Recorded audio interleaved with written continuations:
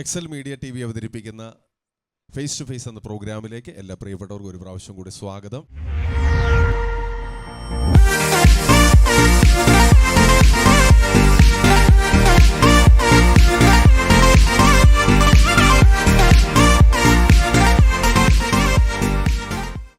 വ്യത്യസ്തമായ ജീവിതാനുഭവങ്ങളിലൂടെ ദൈവനാമത്തെ ഉയർത്തുന്ന വ്യക്തികളെ പരിചയപ്പെടുത്തുന്ന ഫേസ് ടു ഫേസ് ഇന്ന് അനുഗ്രഹിക്കപ്പെട്ട ഒരു കുടുംബമായി നിങ്ങളുടെ അരികിലേക്ക് വരികയാണ്.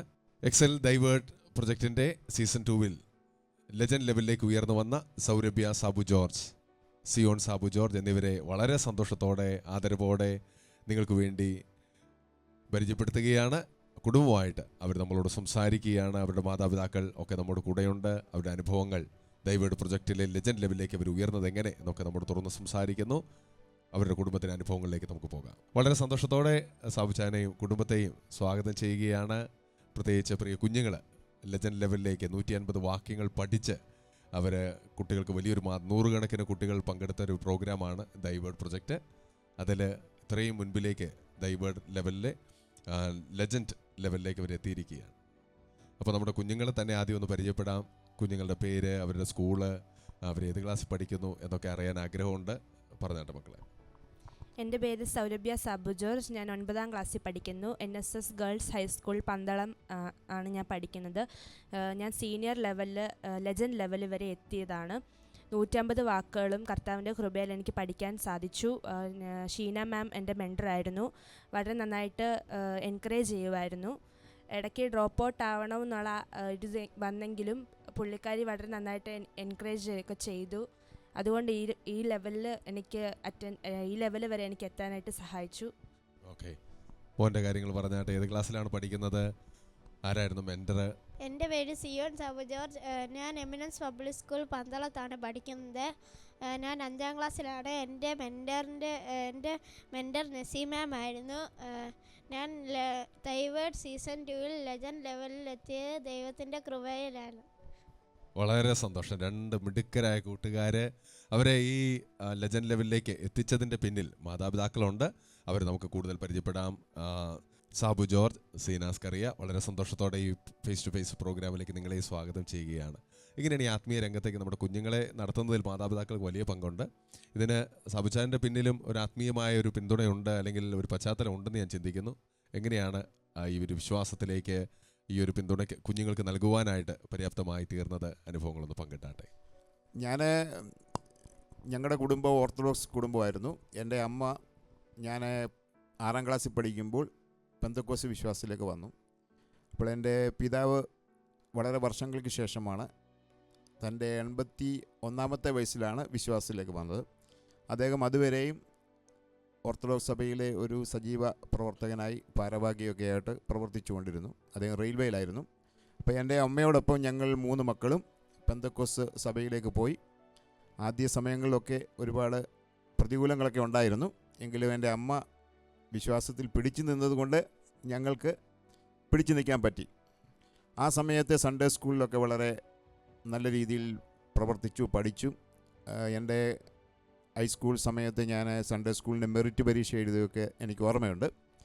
ആ മെറിറ്റ് പരീക്ഷയിൽ എനിക്ക് 1ാം സ്ഥാനമൊന്നും കിട്ടിയില്ലെങ്കിലും 3ാം സ്ഥാനമൊക്കെ കിട്ടി. എന്നാൽ എൻ്റെ മക്കൾക്ക് 2 പേർക്കും തുടർച്ചയായിട്ട് 1ാം സ്ഥാനമൊക്കെ കരസ്ഥമാക്കാൻ കഴിഞ്ഞിട്ടുണ്ട്. ചർച്ച് ഓഫ് ഗോഡിൽ കഴിഞ്ഞ 3-4 വർഷം തുടർച്ചയായിട്ട് അവർക്ക് 1ാം സ്ഥാനം കിട്ടുന്നുണ്ട്. 2ാം സ്ഥാനം 1ാം സ്ഥാനമൊക്കെ കിട്ടുന്നുണ്ട്. പിന്നെ അവർക്ക് താളന്ത് പരിശോധനയിലും നല്ല വിജയം കരസ്ഥമാക്കാൻ കഴിഞ്ഞു. ഒരു പ്രാവശ്യം സിയോന് സ്റ്റേറ്റ് ലെവലിൽ ഇൻഡിവിജ്വൽ ചാമ്പ്യനാകാൻ കഴിഞ്ഞു. 2 പേരും കഴിഞ്ഞ തിരുവല്ല സോണൽ 2 പേർക്കും ഇൻഡിവിജ്വൽ ചാമ്പ്യനാകാൻ കഴിഞ്ഞു. അവർക്ക് കൂടുതലും ഈ വിജയം ലഭിക്കുന്നത് വാക്യം, എഴുത്ത്, പ്രസംഗം, ബൈബിൾ ക്വിസ് തുടങ്ങിയ രീതിയിലാണ്. കാരണം വചനം പഠിക്കാനുള്ള ഒരു വഴിയാണത്. അപ്പോൾ വചനം പഠിപ്പിക്കുന്ന കാര്യത്തിൽ എൻ്റെ ഭാര്യ വളരെ ഉത്സാഹം കാണിക്കുന്നുണ്ട്. പ്രത്യേകിച്ച് ഇപ്പോൾ സീന സിസ്റ്ററെ അനുഭവങ്ങളൊന്ന് പറഞ്ഞാട്ടെ. സീന സിസ്റ്റർ ഒരു വിശ്വാസ ജീവിതത്തിലേക്ക് കടന്നു വന്നു. സബച്ചൻ്റെ കൂടെ നിന്ന് ഈ കുഞ്ഞുങ്ങളെ 2 പേരെയും കർത്താവിൻ്റെ വഴി. ഇപ്പോൾ സ്കൂളിലെ മറ്റു കുഞ്ഞുങ്ങളൊക്കെ പറയുന്ന സ്കൂളിൽ ഒത്തിരി പഠിക്കാനുണ്ട്, ഇതൊക്കെയാണ്. ഒരു മാതാവെന്ന രീതിയിൽ കൂടുതൽ കാര്യങ്ങൾ കുഞ്ഞുങ്ങളുടെ കാര്യം ശ്രദ്ധിക്കുന്നതുകൊണ്ട് ആ അനുഭവങ്ങളൊക്കെ എങ്ങനെയാണ്? 2 കൂടെ ബാലൻസ് ചെയ്യുന്നത് എങ്ങനെയാണ്? കുട്ടികളെ 150 വാക്യങ്ങൾ അവർ പഠിച്ചതിൽ മാതാവിൻ്റെ പങ്ക് ചുരുക്കമല്ല, ചെറുതല്ല. എന്താണ് ആ കാര്യങ്ങളൊക്കെ ഒന്ന് പറഞ്ഞാൽ? ദൈവയുടെ പ്രോഗ്രാം കഴിഞ്ഞ വർഷം ഒരു കുട്ടി അറ്റൻഡ് ചെയ്തതിൻ്റെ ഫേസ് ടു ഫേസ് കണ്ടപ്പോഴാണ് നമുക്കൊരു ഇൻസ്പിറേഷൻ ആവുന്നത്. നമ്മുടെ ചർച്ചിലെ ഒരു അങ്കിൾ എന്നോട് ചോദിച്ചു, നമ്മുടെ കുട്ടികൾ ടാലൻറ്റഡ് അല്ലേ, അവർക്കിത് പങ്കെടുത്തുകൂടെ എന്ന് ചോദിച്ചപ്പോഴാണ് ഓക്കെ നമുക്കത് ട്രൈ ചെയ്യാം. അപ്പോൾ ഈ വർഷത്തെ ദൈവയുടെ സീസൺ 2 ഇത് കണ്ടപ്പോൾ ഞാൻ കുഞ്ഞുങ്ങളുടെ രണ്ടുപേരുടെ പേര് കൊടുത്തു. അവരോട് രണ്ടുപേരോടും ഞാൻ പറഞ്ഞു, നിങ്ങൾ രണ്ടുപേരും വാക്യം പഠിക്കണം. അവർ താല്പര്യത്തോടെ വാക്യം പഠിക്കാനൊക്കെ ഇടയായി. പക്ഷേ ലാസ്റ്റ് ലെജൻഡ് ലെവലിലേക്ക് വരുന്ന സമയമായപ്പോഴേക്കും എനിക്ക് സ്കൂളിലേത് പഠിക്കാനുണ്ട്, വർക്ക് ലോഡ് കൂടുതലാണെന്നൊക്കെ മോള് ചില പരിഭവങ്ങളൊക്കെ പറഞ്ഞു. ഞാൻ പറഞ്ഞു, ഒന്നാമത്തെ കാര്യം നമ്മൾ സ്വന്തമായിട്ട് തീരുമാനിക്കണം.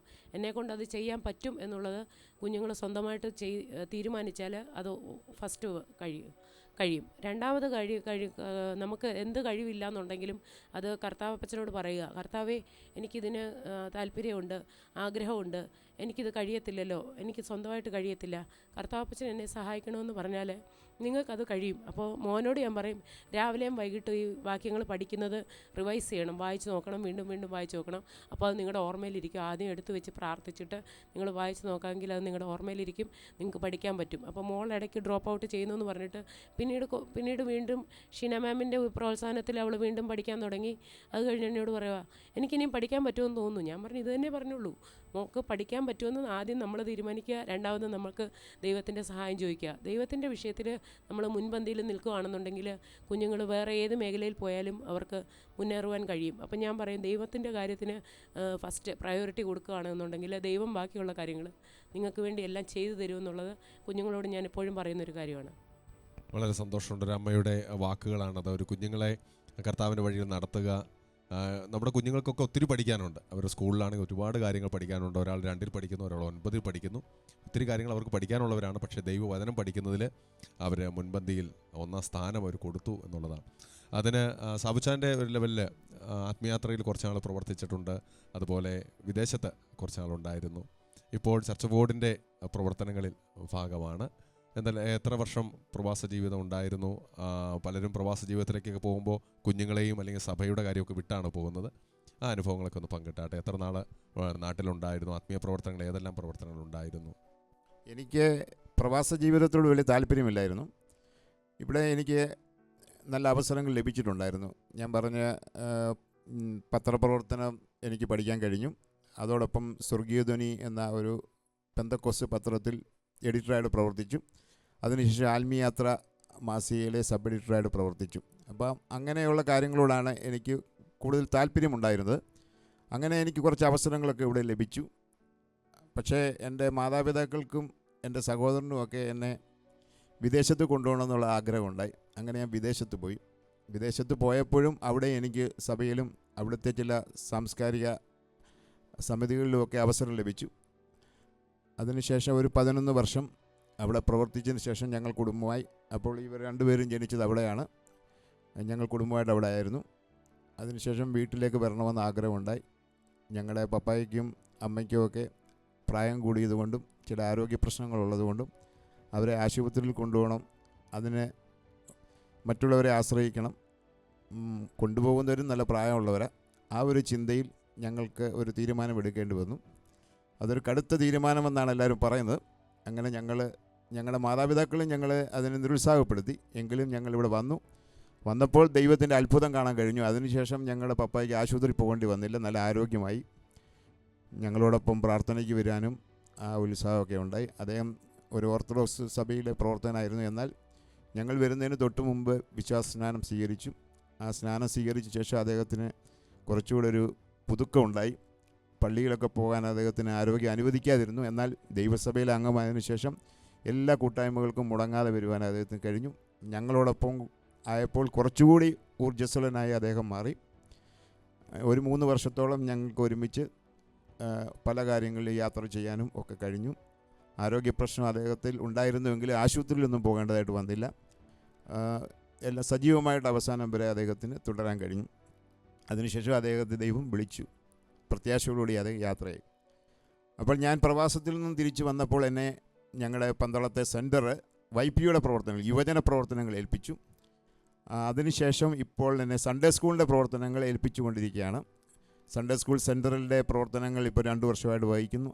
ആ അവസരത്തിൽ എന്നെ തിരുവല്ല മേഖലയിലെ ഒരു കമ്മിറ്റി അംഗമാക്കി. കഴിഞ്ഞ ഒരു മാസമായിട്ട് അപ്രതീക്ഷിതമായിട്ട് സൺഡേ സ്കൂളിൻ്റെ സംസ്ഥാന അംഗവും എന്നെ ആക്കിയിട്ടുണ്ട്. ചില ചുമതലകൾ ഏൽപ്പിച്ചിട്ടുണ്ട്. പ്രത്യേകിച്ച് ചർച്ച് ഓഫ് ഗോഡിൻ്റെ ഒരു നന്മ എന്ന് പറയുന്ന ഒരു മാഗസിനുണ്ട്. അതിൻ്റെ ചില ഉത്തരവാദിത്വങ്ങൾ എന്നെ ഏൽപ്പിച്ചിട്ടുണ്ട്. അത് ഞാൻ ഇപ്പോൾ ചെയ്തുകൊണ്ടിരിക്കുകയാണ്. അപ്പോൾ ഈ അവസരത്തിൽ ഞാൻ കുട്ടികളുടെ പ്രവർത്തനങ്ങൾക്ക് എനിക്ക് വലിയ താല്പര്യമുണ്ട്. ഓരോ വിശേഷ ദിവസങ്ങളിൽ ഗാന്ധി ജയന്തി, സ്വാതന്ത്ര്യദിനം, ലഹരിവിരുദ്ധ ദിനം, പരിസ്ഥിതി ദിനം, ഇങ്ങനെ പ്രത്യേക ദിനങ്ങളിൽ കുഞ്ഞുങ്ങൾക്ക് ഓരോ വർക്ക് ഏൽപ്പിക്കാറുണ്ട്. ഒരു സമയത്ത് ചില പ്രസംഗത്തിന് വേണ്ടിയായിരിക്കാം, ചിലപ്പോൾ ചിത്രം വരയ്ക്കാനായിരിക്കാം, ഒരുമിച്ച് ലഹരി വിരുദ്ധത്തിന് അവരുടെ സൺഡേ സ്കൂൾ യൂണിറ്റായിട്ട് ചില കാര്യങ്ങൾ ചെയ്യാൻ, ഇങ്ങനെ കുറേ കാര്യങ്ങൾ ചെയ്യാൻ കഴിഞ്ഞ 2 വർഷമായിട്ട് ദൈവം സഹായിച്ചിട്ടുണ്ട്. അതിൽ കുറേ കുട്ടികൾ വളരെ സജീവമായിട്ട് പങ്കെടുക്കുന്നുണ്ട്. എന്നാൽ എല്ലാ കുട്ടികളും സജീവമായിട്ട് പങ്കെടുക്കണമെന്നുള്ളതാണ് നമ്മുടെ നിർബന്ധം. എന്നാൽ ഈ പുതിയ കുറച്ച് കുട്ടികൾ പങ്കെടുക്കുന്നത് മറ്റുള്ളവർക്കൊരു പ്രചോദനമാകുന്നുണ്ട്. അപ്പോൾ ഈ ദൈവേഡിനെക്കുറിച്ചും എനിക്ക് പറയാനുള്ളത് അതാണ്. കഴിഞ്ഞ വർഷത്തേക്കാൾ കൂടുതൽ കുട്ടികൾ ഈ വർഷം പങ്കെടുത്തു. അതിന് കാരണം കഴിഞ്ഞ വർഷം പങ്കെടുത്ത കുട്ടികൾ നൽകിയ പ്രചോദനമാണ്. അപ്പോൾ ഈ വർഷത്തേക്കാൾ കൂടുതൽ കുട്ടികൾ അടുത്ത വർഷം പങ്കെടുക്കും. അപ്പോൾ തിരുവചനത്തിലൂടെയുള്ളൊരു യാത്ര ദൈവേഡ് എക്സൽ മീഡിയ ചെയ്യുന്നു എന്നുള്ളത് വളരെ പ്രശംസനീയമായ കാര്യമാണ്. നിശ്ചയമായിട്ടും സീസൺ 1-നേക്കാൾ സീസൺ 2-ൽ ഒത്തിരി കൂട്ടുകാരെ പങ്കെടുത്തു. എക്സൽ ദൈവേഡിലെ ലെജൻഡായവർക്ക് ദൈവേ എന്നുള്ള ഒരു മനോഹരമായ പ്രൊജക്റ്റാണ് എക്സൽ മീഡിയ ടീം അവതരിപ്പിക്കുന്നത്. എക്സൽ ദൈവേഡിൻ്റെ ഏറ്റവും ലെജൻഡ് ലെവലിലേക്ക് വന്നവരെ ഡിസൈപ്പിൾഷിപ്പ് ചെയ്യുവാനും ദൈവേ എന്ന പ്രൊജക്റ്റ് ഭാഗമാകും. ഇപ്പോൾ തുറന്ന സീസൺ 3-ൽ ഈ ഒരു പ്രചോദനം ഉൾക്കൊണ്ട് നിരവധി പേർക്ക് പങ്കെടുക്കാനും കർത്താവിൻ്റെ വചനം പഠിക്കുവാനും ഇടയാകട്ടെ എന്ന് ആത്മാർത്ഥമായിട്ട് ആഗ്രഹിക്കുന്നു. നമ്മുടെ കുഞ്ഞുങ്ങളുടെ അനുഭവങ്ങളെന്ന് പറഞ്ഞാട്ടെ, എങ്ങനെയാണ് ഈ വചനങ്ങൾക്ക് പഠിച്ച സമയത്ത് ചിലപ്പോൾ ഓർമ്മക്കുറവ് വന്നേക്കാം, ചില വചനങ്ങൾ മറന്നു പോയേക്കാം. ദൈവേഡിൻ്റെ ലെജൻഡ് ലെവലിലേക്ക് എത്തിയപ്പോൾ മോൻ തന്നെ സിയോൺ എന്ന് പറഞ്ഞ് ഏതെങ്കിലും വചനങ്ങൾ പഠിച്ച സമയത്ത് ബുദ്ധിമുട്ടുകൾ ഉണ്ടായിരുന്നോ? അല്ലെങ്കിൽ ഇത് ലെജൻഡ് ലെവലിലേക്ക് എത്തുക എന്ന് പറയുന്ന ഒരു നല്ല ഓട്ടക്കളത്തിൽ ഓടുന്നത് പോലെയാണ് അല്ലേ? ഇപ്പോൾ ചില സമയത്ത് ഉറങ്ങിക്കിടന്നാലും ചാടി എഴുന്നേറ്റ് പറയാൻ പറ്റുന്ന വാക്യങ്ങൾ വരെയുണ്ട്. ഇപ്പോൾ ഒത്തിരി വാക്യങ്ങൾ പഠിക്കാൻ പറ്റി. സന്തോഷമായിരുന്നോ? സന്തോഷമായിരുന്നു. ലെജൻഡ് ലെവലിൽ എത്തിയപ്പോൾ എനിക്ക് ടെൻഷൻ ഉണ്ടായിരുന്നു. എങ്കിൽ അമ്മ ഒക്കെ എന്നെ പ്രോത്സാഹിപ്പിച്ചു. ഞാൻ എല്ലാ ദിവസവും വായിക്കും. പിന്നെ ചില ദിവസം 150 വാക്യം പഠിച്ചു കഴിഞ്ഞ ശേഷം വായിച്ചിട്ട് പറയുന്നത് കേൾപ്പിക്കും അമ്മയെ. അങ്ങനെയൊക്കെയാണ് ഞാൻ പഠിച്ചിരുന്നത്. എനിക്ക് ടെൻഷൻ ഉണ്ടായിരുന്നു, പക്ഷേ ഇപ്പോൾ കോൺഫിഡൻസ് ആയി വാക്യം പറഞ്ഞ്. അപ്പോൾ നമ്മുടെ കൂട്ടുകാരോട് എന്താ ശരിക്കും പറയാനുള്ളത്? മോനിപ്പോൾ ഏത് ക്ലാസ്സിലാണ് പഠിക്കുന്നത്? 5-ാം ക്ലാസ്സിലാണ് പഠിക്കുന്നത്. കണ്ട് 5-ാം ക്ലാസ്സിൽ പഠിക്കുന്ന സിയോനാണ് നമ്മുടെ മുമ്പിലുള്ളത്. അപ്പോൾ 5-ാം ക്ലാസ്സിലുള്ള കൂട്ടുകാരൊക്കെ ഇത് കേൾക്കുന്നുണ്ടെങ്കിൽ, ജൂനിയർ ഗ്രൂപ്പിലായിരുന്നു മോൻ. ജൂനിയർ ഗ്രൂപ്പിൽ എല്ലാ കൂട്ടുകാരും ഇത് കേൾക്കണം. ഒന്നോട് പറഞ്ഞു കൊടുത്ത കൂട്ടുകാർ എങ്ങനെയാണ് ടെൻഷനൊക്കെ വന്ന സമയത്ത് ടെൻഷൻ്റെ ആവശ്യമുണ്ടോ? ടെൻഷൻ്റെ ആവശ്യമില്ല. ദൈവത്തോട് പ്രാർത്ഥിക്കണം, പിന്നെ അത് പറഞ്ഞു നോക്കണം. അപ്പോൾ ദൈവം നമ്മെ സഹായിക്കും. നന്നായിട്ട് ബാക്കി എല്ലാ ദിവസവും കുറേശ്ശെ പറഞ്ഞ് പഠിച്ച് നോക്കുക അല്ലേ? അപ്പം അമ്മയെ പറഞ്ഞ് ഏൽപ്പിച്ചു, അങ്ങനെ വിജയിച്ചു. മോളുടെ അനുഭവത്തിൽ എങ്ങനെയാണ് ഈ പഠിക്കാൻ? 9-ാം ക്ലാസ് എന്ന് പറയുമ്പോൾ ഒത്തിരി കാര്യങ്ങൾ പഠിക്കാനുണ്ട്, പക്ഷേ വചനം പഠിക്കാനായിട്ട് മുൻതൂക്കം കൊടുത്തു. മോൾ എങ്ങനെയായിരുന്നു ഈ ഒരു ലെജൻഡ് ലെവലിലേക്ക് എത്തിയത്? മോളുടെ ഒരു മനസ്സിൽ എന്തൊക്കെ ആശയങ്ങളാണ് വരുന്നത്? ലെജൻഡ് ലെവലിൽ എത്തുക എന്ന് പറഞ്ഞാൽ ഇച്ചിരി ബുദ്ധിമുട്ടായിരുന്നു. 150 വാക്യം പഠിക്കാൻ പറ്റുമോ എന്ന് ആദ്യം ഒരു ചിന്ത എൻ്റെ മനസ്സിലുണ്ടായിരുന്നു. പിന്നെ ക്രിസ്മസ് പരീക്ഷ വന്നു. അത് കഴിഞ്ഞിട്ട് ഞങ്ങളുടെ ചർച്ച് ഓഫ് ഗോഡിൻ്റെ തന്നെ ക്യാമ്പ് ഉണ്ടായിരുന്നു. അപ്പോൾ അതിന് പോയി. അത് കഴിഞ്ഞിട്ട് പഠിക്കാൻ പറ്റുമോ എന്ന് എനിക്കറിയത്തില്ലായിരുന്നു. അതിന് മുമ്പ് ഞാൻ 2-3 ലെവൽ പഠിച്ചെങ്കിലും അത് പിന്നീട് എനിക്ക് ഓർമ്മയില്ലായിരുന്നു. പിന്നെ ഞാൻ വിട്ടേച്ച് പോകാമെന്നുള്ളൊരു ചിന്ത എൻ്റെ മനസ്സിലുണ്ടായിരുന്നു. കാരണം കുറേ പഠിക്കാനുണ്ടായിരുന്നു, അപ്പോൾ സമയവും ഇല്ലായിരുന്നു. പിന്നെ ഞാൻ പറഞ്ഞ പോലെ ഷീന മാമിൻ്റെ എൻകറേജ്മെൻ്റ് ഒക്കെ കാരണമാണ് എല്ലാം പഠിക്കാൻ പറ്റിയത്. പിന്നെ ഇൻ്റർവ്യൂ ഓഫ്ലൈനിലുള്ള ആ ഒരു ഇതിൽ പങ്കെടുക്കുന്നതിന് മുമ്പ് കുറച്ച് ദിവസം മുമ്പ് വരെ ആയിരുന്നു ഞാൻ 150 വാക്യം മൊത്തം ഫിനിഷ് ചെയ്തത്. പിന്നെ ഉള്ള 2-3 ദിവസം മൊത്തം പറഞ്ഞ് കേൾപ്പിക്കുമായിരുന്നു അമ്മേ. അങ്ങനെ അതിനകത്ത് എന്തെങ്കിലും തെറ്റുണ്ടെങ്കിൽ അമ്മ പെൻസിലും കൊണ്ട് സർക്കിൾ ചെയ്യും. പിന്നെ അത് മാറ്റി അങ്ങനെ പഠിക്കാത്ത വാക്യങ്ങൾ ഒന്നുകൂടെ റിവൈസ് ചെയ്ത് പഠിച്ചെടുത്തല്ലേ? ഓക്കെ. അപ്പോൾ നമുക്ക് ഇനിയുള്ളത് പ്രിയപ്പെട്ട മാതാപിതാക്കളുടെ അനുഭവങ്ങൾ നമ്മൾ കേട്ടു. കുഞ്ഞുങ്ങളെ എങ്ങനെ വഴി നടത്തി എന്നുള്ളത് നമുക്ക് മനസ്സിലാക്കാൻ സാധിച്ചു. അപ്പോൾ നിങ്ങൾക്കൊരു ആഗ്രഹം ഉണ്ടാവും, ഈ 150 വാക്യങ്ങൾ അവർ പഠിച്ചിട്ടുണ്ടോ? ഈ പഠിച്ച വാക്യങ്ങൾ എവിടെ നിന്ന് ചോദിച്ചാൽ അവർക്ക് പറയാൻ പറ്റുമോ? അപ്പോൾ നമുക്ക് ഇനി പോകാൻ പോകുന്നത് 2 കൂട്ടുകാരും ചില വാക്യങ്ങൾ നമുക്ക് അവരുടെ വാക്യങ്ങൾ പറഞ്ഞ് കേൾക്കുന്നത്, റെഫറൻസുകൾ പറഞ്ഞ് കേൾക്കുന്നതൊക്കെ അതിലേക്ക് നമ്മുടെ ശ്രദ്ധ കൊടുക്കാൻ പോവുകയാണ്. ഒരു റാപ്പിഡ് ഫയറിലേക്ക് കിടക്കുകയാണ്. സൗരഭ്യയാണ് ആദ്യം ചില വാക്യങ്ങൾ, റെഫറൻസുകൾ നമുക്കൊന്ന് ചോദിക്കാം. വാക്യങ്ങൾ ഓർത്തെടുത്ത് പറയാൻ കഴിയുമോ എന്ന് നമുക്ക് നോക്കാം. 150 വാക്യങ്ങളുടെ ഒരു യാത്രയായിരുന്നു. അതിൽ നിന്ന് ചില വാക്യങ്ങൾ നമുക്കൊന്ന് ചോദിക്കാം. സദൃശ്യവാക്യങ്ങൾ 18:10. യഹോവയുടെ നാമം ബലമുള്ള ഗോപുരം, നീതിമാൻ അതിലേക്ക് ഓടിച്ചെന്ന് അഭയം പ്രാപിക്കുന്നു. Very good. വളരെ മനോഹരമായിട്ട് ആ വാക്യം ഓർത്ത് പറഞ്ഞിരിക്കുകയാണ്. അപ്പം നമുക്ക് സദൃശവാക്യങ്ങൾ എല്ലാ ദിവസവും കുഞ്ഞുങ്ങൾ ഓരോ അധ്യായം വായിക്കുന്നത് നല്ലതാണ്. നമുക്ക് പഴയ നിയമത്തിൽ നിന്ന് തന്നെ മറ്റൊരു വാക്യം കൂടി ഒന്ന് ചോദിച്ചു നോക്കാം.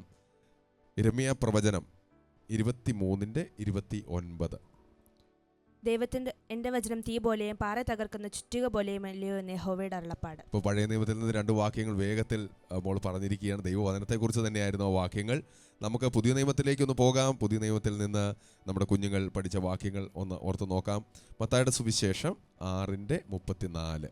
മത്തായി 6:34 അതുകൊണ്ട് നാളേക്കായി വിചാരപ്പെടരുത്, നാളത്തെ ദിവസം തനിക്കായി വിചാരപ്പെടുമല്ലോ, അതത് ദിവസത്തിന് അന്നത്തെ ദോഷം മതി. Very good. വളരെ മനോഹരമായിട്ട് പറഞ്ഞിരിക്കും. ഇനി തിരിച്ചൊന്ന് ഞാൻ ചോദിച്ചു നോക്കാം. ചില വാക്യങ്ങൾ പറഞ്ഞതിൻ്റെ റെഫറൻസ് ഓർത്തു വയ്ക്കാൻ കഴിയുമോ എന്നൊന്ന് നോക്കാം. 150 വാക്യങ്ങൾ കുഞ്ഞുങ്ങൾ പഠിച്ചതിൽ നിന്ന് ഓർത്തു പറയുക അത്ര എളുപ്പമല്ല. നമുക്ക് വളരെ പ്രധാനപ്പെട്ട ഒരു വാക്യവും ചോദിക്കാം. വിശ്വസിക്കുകയും സ്നാനമേൽക്കുകയും ചെയ്യുന്നവൻ രക്ഷിക്കപ്പെടും, വിശ്വസിക്കാത്തവൻ ശിക്ഷാവിധിയിൽ അകപ്പെടും. മർക്കോസ് 16:16. Very good, excellent. വളരെ മനോഹരമായിട്ട് എക്സൽ ദൈവേഡിലൂടെ 150 വാക്യങ്ങൾ പഠിച്ച സൗരഭ്യയാണ് നിങ്ങളോട് ഈ വാക്യങ്ങൾ പറഞ്ഞുകൊണ്ടിരിക്കുന്നത്. ഒരു വാക്യം കൂടി പുതിയ നിയമത്തിൽ നിന്ന് വളരെ പ്രധാനപ്പെട്ട ഒരു വാക്യം. നിങ്ങളുടെ ഹൃദയം കലങ്ങിപ്പോകരുത്, ദൈവത്തിൽ വിശ്വസിപ്പിൻ, എന്നിലും വിശ്വസിപ്പിൻ. യോഹന്നാൻ 14:1. വളരെ മനോഹരം. അപ്പോൾ വളരെ മനോഹരമായിട്ട് 150 വാക്യങ്ങൾ നിങ്ങൾക്കും ഈ കുഞ്ഞുങ്ങളെ പരിചയപ്പെടാനുള്ള അവസരങ്ങളുണ്ടാകും. നമ്മുടെ ചർച്ച് ഓഫ് ഗോഡിൽ നിന്ന് ഈ കുഞ്ഞുങ്ങൾ അവരുടെ പ്രാദേശിക സഭയിൽ ദൈവദാസന്മാരൊക്കെ കൊടുത്ത പിന്തുണ, മാതാപിതാക്കൾ കൊടുത്ത പിന്തുണയിലാണ് സൗരഭ്യ ഇത്രയും വാക്യങ്ങൾ പഠിച്ച് മുന്നേറിയത്. നമുക്ക് നമ്മുടെ കൂട്ടുകാരിലേക്ക് സിയോണിലേക്ക് പോകാം. സിയോൺ പഠിച്ച ചില വാക്യങ്ങൾ 2 ഗ്രൂപ്പുകളിൽ നിന്ന്, ഇപ്പോൾ സീനിയർ ഗ്രൂപ്പിലെ വാക്യങ്ങളാണ് നമ്മൾ കേട്ടത്. നമുക്ക് കൊച്ചു കൂട്ടുകാരൻ സിയോനോട് ചോദ്യങ്ങൾ ചോദിച്ചു നോക്കാം. യെശയ്യാ പ്രവചനം 26:4. യഹോവയാം യാഹിൽ ശാശ്വതമായൊരു പാറയുള്ളതിനാൽ യഹോവയിൽ എന്നേക്കും ആശ്രയിപ്പിൻ. Very good, very good. വളരെ സന്തോഷം. വളരെ മനോഹരമായിട്ട് കൂട്ടുകാരൻ ആ വാക്യം പഠിച്ചിരിക്കുകയാണ്. പുതിയ നിയമത്തിൽ നിന്നൊരു വാക്യം ചോദിക്കാം. പുതിയ നിയമത്തിലെ മനോഹരമായ വാക്യം മത്തായിയുടെ സുവിശേഷം 5:10. നീതിയുക്ത ഉപദ്രവിക്കപ്പെടുന്നവർ ഭാഗ്യവാന്മാർ, സ്വർഗരാജ്യം അവർക്കുള്ള. Very good. വളരെ മനോഹരമായിട്ടാണ് സിയോൻ പറഞ്ഞേക്കുന്നത്. സിയോനോട് പഴയ നിയമത്തിൽ നിന്നും പുതിയ നിയമത്തിൽ നിന്ന് ഞാൻ ചോദിച്ചു. പുതിയ നിയമത്തിൽ നിന്ന് ഒരു വാക്യം കൂടെ, കാരണം എല്ലാവരും പഠിച്ചിരിക്കേണ്ട ഒരു വാക്യമാണ്. നമ്മുടെ കൂട്ടുകാരൻ ഈ ചെറിയ പ്രായത്തിൽ പഠിച്ചിട്ടുണ്ടോ എന്ന് നമുക്കൊന്ന് നോക്കാം. അപ്പോസ്തല പ്രവർത്തികൾ 16:31. കർത്താവ് യേശുവിൽ വിശ്വസിക്കുക, എന്നാൽ നീ നിന്റെ കുടുംബം രക്ഷ പ്രാപിക്കുക എന്നവർ പറഞ്ഞു. Very good. അപ്പോൾ സിയോനെ കുറിച്ച് ഞാനൊന്ന് കേട്ടത് കഴിഞ്ഞ ദിവസം കൺവെൻഷൻ്റെ ഇടയിൽ, ദീർഘമായ കൺവെൻഷൻ എന്ന് പറയുമ്പോൾ 3 മണിക്കൂർ 4 മണിക്കൂറൊക്കെയാണ്. ആ കൺവെൻഷൻ്റെ ഇടയിൽ സിയോൻ ഇടയ്ക്കൊന്ന് കണ്ണ് അടച്ചുപോയി, ഒന്ന് ചെറിയൊരു മയക്കം. പക്ഷേ ദൈവദാസൻ പ്രസംഗിച്ചുകൊണ്ടിരിക്കുന്ന പ്രസംഗത്തിനിടയിൽ ഞെട്ടി ഉണർന്നു കഴിഞ്ഞപ്പോൾ ചില പ്രസംഗത്തിൻ്റെ വാക്യങ്ങൾ കേൾക്കുന്നു. ആ വാക്യത്തിൻ്റെ തുടർച്ച തൊട്ടടുത്തിരുന്ന അമ്മയെ പറഞ്ഞു കേൾപ്പിച്ചു എന്നാണ് അമ്മ പറഞ്ഞു കേട്ടത്. അപ്പോൾ ഏതാണെങ്കിലും സിയോനെ ഉറക്കത്തിൽ പോലും നമ്മുടെ കുഞ്ഞുങ്ങൾ വാക്യമുണ്ട്. ഞാൻ തിരിച്ചൊന്ന് ചോദിച്ചു നോക്കട്ടെ, വാക്യം എന്ന് പറഞ്ഞിട്ട് റെഫറൻസ് നമുക്കൊന്ന് ചെക്ക് ചെയ്ത് നോക്കാം. എല്ലാവരും പാപം ചെയ്തു, ദൈവ തേജസ് ഇല്ലാത്തവരായി തീർന്നു. എല്ലാവരും പാപം ചെയ്തു, ദൈവ തേജസ് ഇല്ലാത്തവരായി തീർന്നു. ഏതാണ് ആ റെഫറൻസ് ഓർത്തെടുക്കാൻ പറ്റുന്നത്? റോമർ 3:23. Very good, very good, very good. വളരെ ഭംഗിയായിട്ട് പറഞ്ഞിരിക്കുകയാണ്. ഒരു വാക്യം കൂടെ, വളരെ പ്രധാനപ്പെട്ട ചില വാക്യങ്ങൾ മാത്രമാണ് ഞാൻ ചോദിക്കുന്നത്. ക്രൂശിൻ്റെ വചനം നശിച്ചു പോകുന്നവർക്ക് ഭോഷത്വവും രക്ഷിക്കപ്പെടുന്ന നമുക്കോ ദൈവശക്തിയുമാകുന്നു. 1 കൊരിന്ത്യർ 1:18. Very good, very good. നിങ്ങൾക്കും ചില ചോദ്യങ്ങളൊക്കെ ചോദിക്കുന്നുണ്ടാവും നമ്മുടെ കൂട്ടുകാരോട്, അല്ലേ? അപ്പോൾ ഇത്രയും മിടുക്കരായിട്ട് ഈ കുഞ്ഞുങ്ങൾ വാക്യം പറഞ്ഞിരിക്കുകയാണ്. പഴയ നിയമത്തിൽ നിന്നൊരു വാക്യം ഒന്ന് ചോദിക്കാൻ, റെഫറൻസ് കണ്ടെത്താൻ കഴിയുമോ നോക്കാം. തക്ക സമയത്ത് പറഞ്ഞ വാക്ക് വെള്ളിത്താലത്തിൽ പൊന്നാരങ്ങ പോലെ. സർഷാക്കി 25:14. 25 സർഷവാക്യം 25:11. Very good. കണ്ടോ എത്ര മനോഹരമായിട്ട് നമ്മുടെ കുട്ടികളുടെ ഓർമ്മയിൽ നിന്ന് എടുത്ത് പറയണം. 150 വാക്യങ്ങളാണിത് പറയേണ്ടത്. അപ്പോൾ ഇത് എവിടെ നിന്ന് ചോദിച്ചാലും അവർ പറയും. അപ്പോൾ നമ്മുടെ കുഞ്ഞുങ്ങളെ ദൈവം അനുഗ്രഹിക്കട്ടെ. ഇത്രയും മിടുക്കരായ കുഞ്ഞുങ്ങൾ എക്സൽ ടീമിൻ്റെ പേരിൽ നിങ്ങളെ പ്രത്യേകം അഭിനന്ദിക്കുന്നു, മാതാപിതാക്കളെ അഭിനന്ദിക്കുന്നു. ഇനിയും ഈ പഠിച്ച വാക്യം അനുസരിച്ച് അനേകരെ പ്രോത്സാഹിപ്പിക്കാൻ നിങ്ങൾക്ക് കഴിയട്ടെ. നമ്മുടെ കൂട്ടുകാരോട് എന്താ നിങ്ങൾക്ക് പറയാനുള്ളത്? കൂട്ടുകാരോട് തന്നെ സൗരഭ്യയോടും നിങ്ങളോട് ചോദിക്കട്ടെ. നമ്മുടെ കൂട്ടുകാർ ഒത്തിരി പേര് നിങ്ങളെ കാണുകയാണ്. സൗരഭ്യക്ക് എന്താണ് പറയാനുള്ളത്? കൂട്ടുകാർ ഇനിയും വാക്യങ്ങൾ പഠിക്കാൻ അടുത്ത സീസൺ 3 വരുന്നവരുണ്ട്. സീസൺ 2 ഇനി ഡ്രോപ്പ് ഔട്ട് ആകാൻ ആഗ്രഹിക്കുന്ന കുഞ്ഞുങ്ങൾ, അവരോടൊക്കെ മോൾ എന്താ പറയാൻ ആഗ്രഹിക്കുന്നത്? സ്കൂളിൽ പഠിക്കാൻ കുറേ ഉണ്ടെന്നും പറഞ്ഞുകൊണ്ട് നമ്മൾ ദൈവത്തിൻ്റെ കാര്യമൊന്നും മാറ്റി വെക്കരുത്. ദൈവവചനം എല്ലാ ദിവസവും നമ്മൾ ധ്യാനിക്കണം. മനപ്പാഠം തൈവേർഡിലൊക്കെ വാക്യങ്ങൾ ഡ്രോപ്പ് ഔട്ട് ആവണോ എന്നുള്ള ചിന്തയുണ്ടെങ്കിൽ അതെല്ലാം ദൈവത്തിൽ ഏൽപ്പിച്ചിട്ട് ദൈവത്തോട് പ്രാർത്ഥിച്ചിട്ട് അത് നമുക്ക് ചെയ്തെടുക്കാൻ പറ്റും. അങ്ങനെ അത് പൂർത്തീകരിക്കണം. അത്രയേ ഉള്ളൂ. ഓക്കെ, എല്ലാവരും പ്രത്യേകിച്ച് നമ്മുടെ കുഞ്ഞുങ്ങൾക്ക് പ്രത്യേകം അഭിനന്ദനങ്ങൾ. ദൈവം അനുഗ്രഹിക്കട്ടെ. സാബു സഹോദരനെയും സീന സിസ്റ്ററെയും ദൈവം അനുഗ്രഹിക്കട്ടെ. നമ്മുടെ മാതാപിതാക്കൾ ഇന്ന് ഒത്തിരി തിരക്കിലാണ്. അവർ ജോലി കാര്യങ്ങളുമായിട്ട് ബന്ധപ്പെട്ട് നമ്മുടെ മാതാപിതാക്കൾ ഒത്തിരി തിരക്കിലാണ്. എന്നാൽ അവരുടെ ആത്മീയമായ പരിപോഷണത്തിൽ നമ്മുടെ മാതാപിതാക്കൾ ചില പിന്തുണയും പ്രാർത്ഥനയൊക്കെ കൊടുക്കേണ്ടതുണ്ട്. ഇന്നത്തെ കാലഘട്ടത്തിൽ നമ്മുടെ മാതാപിതാക്കൾ കൊടുക്കാൻ കഴിയുന്നൊരു ഉപദേശം, അല്ലെങ്കിൽ നമ്മളെ ഒരേ ലെവലിൽ നമ്മൾ പോയിക്കൊണ്ടിരിക്കുകയാണ് തിരക്കുകൾക്കിടയിൽ. എന്താണ് സാബുച്ചാന് പറയുന്നത്? നമ്മുടെ മാതാപിതാക്കൾ ഏറിയ പങ്കും ദൈവവചനത്തോട് നീതി പുലർത്തുന്നില്ല എന്നുള്ളത് ഒരു വിമർശനത്തോടെ ഞാൻ പറയുകയാണ്. അത് അവർക്ക് വിഷമമാണെങ്കിലും അത് പറയേണ്ടി വരുന്നു. കാരണം ഞാൻ ഈ സൺഡേ സ്കൂളിൻ്റെ പ്രവർത്തനങ്ങളിൽ സജീവമായതുകൊണ്ട് പല മാതാപിതാക്കളും കുട്ടികളെ ഭൗതികമാകുന്ന വിദ്യാഭ്യാസത്തിന് വേണ്ടി ആവേശം കാണിക്കുമ്പോൾ, അവരെ അതിന് പ്രോത്സാഹിപ്പിക്കുമ്പോൾ ആത്മീയ കാര്യങ്ങൾക്ക് വേണ്ടത്ര പ്രാധാന്യം അവർ കൊടുക്കുന്നില്ല. അവർ പറയുന്നത് ഞങ്ങളുടെ കുഞ്ഞുങ്ങളോട് പഠിക്കാൻ പറയും, പക്ഷേ അവർ കേൾക്കുന്നില്ല, അനുസരിക്കുന്നില്ല. എന്നാൽ ആ സമയത്ത് തന്നെ അവർ എൻട്രൻസ് കോച്ചിങ്ങിനും സ്കൂളിലെ ട്യൂഷനുമൊക്കെ അവരെ വിടുകയും നിർബന്ധിക്കുകയും ചെയ്യുമ്പോൾ അവരതിന് പോകുന്നുമുണ്ട്. അപ്പോൾ ഇതിനകത്തെ ഒരു കാര്യം, മുന്നമേ ദൈവത്തിൻ്റെ രാജ്യവും നീതി അന്വേഷിപ്പീൻ എന്നുള്ള വാക്യം ആദ്യം മാതാപിതാക്കൾ സ്വീകരിക്കണം. അത് കുട്ടികളിലേക്ക് പകർന്നു കൊടുക്കണം. ഇപ്പോഴത്തെ കാലഘട്ടം കുട്ടികൾ പലരും ആത്മീയ കാര്യങ്ങളിൽ താല്പര്യം കാണിക്കാത്തൊരവസ്ഥയിലേക്ക് പോകുമ്പോൾ മാതാപിതാക്കളെ മൊത്തമായിട്ട് നമ്മൾ കണ്ണടച്ച് വിമർശിക്കുകയല്ല, എങ്കിലും അവർ പ്രാർത്ഥിക്കണം. എൻ്റെ കുഞ്ഞുങ്ങൾക്ക് അതിനുള്ള താല്പര്യം കൊടുക്കണം, അനുസരിച്ച് പ്രോത്സാഹിപ്പിക്കുകയും ചെയ്യണം. അപ്പോൾ അവരിലേക്ക് ഒരു ദൈവാനുഗ്രഹം പകരുകയും ദൈവവചനം പഠിക്കുവാനിടയും കഴിയും. ഞാൻ ഒരു കാര്യം കൂടെ പറഞ്ഞ, എൻ്റെ വ്യക്തിപരമായൊരു കാര്യം, ദൈവം ഒരു പ്രവർത്തനം എനിക്ക് തന്നിട്ടുണ്ട്, അത് ഞാൻ പറയാൻ വിട്ടുപോയി. സ്വർഗീയം ബൈബിൾ ആൻഡ് ബുക്സ് എന്ന് പറയുന്ന പന്തളത്ത് ദൈവം അത് ഒരുക്കി തന്നതാണ്. അപ്പോൾ ആ കാര്യം കൂടെ എൻ്റെ പ്രവർത്തനത്തോടനുബന്ധിച്ച് പറയാൻ വിട്ടുപോയി, അത് ഞാനിപ്പോൾ പറയുകയാണ്. Okay, sister. തീർച്ചയായിട്ടും മാതാപിതാക്കൾ കുഞ്ഞുങ്ങൾക്ക് പ്രോത്സാഹനം നൽകുന്നതനുസരിച്ച് കുഞ്ഞുങ്ങൾ മുന്നോട്ട് വരികയുള്ളൂ. സാവിച്ചാൻ ഇപ്പോൾ പറഞ്ഞതുപോലെ മാതാപിതാക്കൾ സ്കൂളിലെ കാര്യങ്ങൾക്ക് അവർ പ്രോത്സാഹനം കൊടുക്കുന്നത് പോലെ സൺഡേ സ്കൂളിൽ വചനം പഠിക്കാനോ അല്ലെങ്കിൽ സൺഡേ സ്കൂൾ പഠിക്കുന്നതിനോ VBS പോകുന്നതിനോ ഒന്നും അവർ പ്രോത്സാഹനം കൊടുക്കുന്നില്ല. നമ്മളെ കുഞ്ഞുങ്ങൾക്ക് ഏതാണ് മുഖ്യം, ഏതാണ് അത്യാവശ്യം വേണ്ടത് എന്ന് കുഞ്ഞുങ്ങൾക്ക് മാതാപിതാക്കളാണ് ആദ്യം ഗൈഡൻസ് കൊടുക്കേണ്ടത്. അത് നമ്മൾ അടിസ്ഥാനമായിട്ട് ഇട്ട് കൊടുത്തു കഴിഞ്ഞാൽ, എൻ്റെ മോളെ ഞാൻ ചെറിയ പ്രായത്തിൽ പഠിപ്പിച്ചിട്ടുണ്ട്. ഒരു 5ാം ക്ലാസ് 6ാം ക്ലാസ് വരെ സ്കൂളിലേതായാലും സൺഡേ സ്കൂളിലേതായാലും കൂടെ ഇരുന്ന് പഠിപ്പിക്കേണ്ടി വന്നിട്ടുണ്ട്. അത് കഴിഞ്ഞിട്ട് പിന്നെ എനിക്ക് തിരിഞ്ഞു നോക്കേണ്ടി വന്നിട്ടില്ല. ഇപ്പോൾ എനിക്ക് അവളോടൊന്ന് പറഞ്ഞാൽ മതി, മോളെ അത് ചെയ്യുക, അത് ഗുണമാണ്, അത് അങ്ങനെയാണെന്നൊന്ന് പറഞ്ഞു കൊടുത്താൽ മാത്രം മതി. അതുപോലെ ഇപ്പോൾ മോനെയും ഞാൻ പറഞ്ഞേക്കുന്നത് അടുത്ത വർഷം മുതൽ ഞാൻ പുറത്തു നിന്ന് സപ്പോർട്ട് ചെയ്യത്തേ ഉള്ളൂ. അതിൻ്റെ ആവശ്യമേ ഉള്ളൂ. കാരണം ബേസിക്കായിട്ട് നമുക്ക് വേണ്ടിയ കാര്യങ്ങൾ കുഞ്ഞുങ്ങൾക്ക് ചെറുപ്രായത്തിൽ തന്നെ പറഞ്ഞു കൊടുക്കുക, അതിനകത്ത് ഊന്നൽ കൊടുക്കുക, അതിന് മുഖ്യത കൊടുക്കുക. പരീക്ഷയാണേലും കഴിവതും എല്ലാ പ്രാർത്ഥനയ്ക്കും ഞങ്ങൾ കുഞ്ഞുങ്ങളെ കൊണ്ടുപോകാറുണ്ട്. എല്ലാ ചർച്ചിലെ പ്രാർത്ഥനയായാലും കൺവെൻഷനുകളായാലും കുഞ്ഞുങ്ങൾക്കും താല്പര്യമാണ്. കഴിഞ്ഞ ദിവസം എനിക്ക് വയ്യാന്ന് പറഞ്ഞിട്ട് കൂടി കുഞ്ഞുങ്ങൾ അമ്മ നമുക്ക് കൺവെൻഷനുണ്ട് പോകണം. അപ്പോൾ അവർക്ക് നമ്മുടെ ആരോഗ്യമല്ല, അവരുടെ പഠിത്തമല്ല, അതിനേക്കാളും പ്രാധാന്യമായിട്ട് വചനം കേൾക്കാൻ പോകുന്നത്, വചനം പഠിക്കാൻ പോകുന്നത് കുഞ്ഞുങ്ങൾക്ക് ഇപ്പോൾ താല്പര്യമായി കഴിഞ്ഞിരിക്കുകയാണ്. അപ്പോൾ മാതാപിതാക്കൾ അതിന് പ്രോത്സാഹനം കൊടുക്കേണ്ടത് അത്യാവശ്യമാണ്. മാതാപിതാക്കളുടെ പ്രോത്സാഹനം പോലെയാണ് കുഞ്ഞുങ്ങൾ അത് വളർന്നു വരുന്നത്. ചുട്ടയിലെ ശീലം ചുടല വരെ എന്നൊരു പഴഞ്ചൊല്ലുള്ളതുപോലെ വലുതായതിനു ശേഷം, തലമുറകൾ നഷ്ടപ്പെട്ടതിന് ശേഷം മാതാപിതാക്കൾ കരയുന്നതിനേക്കാൾ നല്ലതാണ് യേശു പറഞ്ഞത്, നിങ്ങൾ നിങ്ങളുടെ മക്കളെ ചൊല്ലി കരവീനെന്ന് പറഞ്ഞേക്കുന്നത്. കുഞ്ഞു പ്രായത്തിലെ അവരെ ദൈവവചനം പഠിക്കാനും ദൈവവചനത്തിൻ്റെ അഭ്യസനത്തിൽ വളർത്തുകയും ദൈവത്തോട് നമ്മൾ പ്രാർത്ഥിക്കുകയും ചെയ്താൽ അവർ നഷ്ടപ്പെട്ടു പോകുകയില്ല എന്നുള്ള ബോധ്യത്തോടു കൂടിയാണ് ഞങ്ങൾ കുഞ്ഞുങ്ങളെ വളർത്തുന്നത്. അതുതന്നെയാണ് മറ്റു മാതാപിതാക്കളോടും ഞങ്ങൾക്ക് പറയുവാനുള്ളത്. വേദപുസ്തകത്തിൽ നമ്മൾ വായിക്കുന്നു, യേശുവോ വളർന്നു ജ്ഞാനത്തിലും ദൈവത്തിൻ്റെയും മനുഷ്യൻ്റെ പ്രീതിയിൽ മുതിർന്നു വന്നതുപോലെ നമ്മുടെ കുഞ്ഞുങ്ങൾ വളർന്നു വരട്ടെ. ഈ കുഞ്ഞുങ്ങളെ പോലെ തന്നെ നമ്മുടെ ഓരോരുത്തരുടെയും കുഞ്ഞുങ്ങൾ, എക്സൽ ദൈവേഡിൽ അറ്റൻഡ് ചെയ്തിരിക്കുന്ന കുഞ്ഞുങ്ങൾ, ഇനി സീസൺ 3യിൽ കാത്തിരിക്കുന്ന മാതാപിതാക്കളും കുഞ്ഞുങ്ങളുമുണ്ട്. ലോകത്തിൻ്റെ ഏത് കോണിൽ നിന്നും നിങ്ങൾക്ക് പങ്കെടുക്കാം. ദിവസത്തിൽ ഒരു വചനം നമ്മുടെ കുഞ്ഞുങ്ങൾ പഠിക്കട്ടെ, ദൈവവഴിയിൽ ഇവർ നടക്കട്ടെ. എക്സൽ ടീമിൻ്റെ എല്ലാ പിന്തുണയുമുണ്ട്. BBSലൂടെയും തുടർന്ന് ദൈവേഡിലൂടെയും ദൈവേഡിൽ ലെജൻഡാകുന്ന കുട്ടികൾക്ക് ദൈവേ എന്ന മനോഹരമായ പ്രൊജക്റ്റ് ഒരുങ്ങുകയാണ്. അതിലൂടെയും നമ്മുടെ കുഞ്ഞുങ്ങൾ കർത്താവിൻ്റെ വചനത്തെ വളർന്നു വരട്ടെ എന്ന് ആത്മാർത്ഥമായി പ്രാർത്ഥിക്കുന്നു. Excel media TV face to ഫേസിൽ ഇനിയും നമുക്ക് ചില കുടുംബങ്ങളെ, വ്യക്തികളെ ഇനിയും പരിചയപ്പെടാം. ദൈവനാമം ഉയരട്ടെ. God bless you.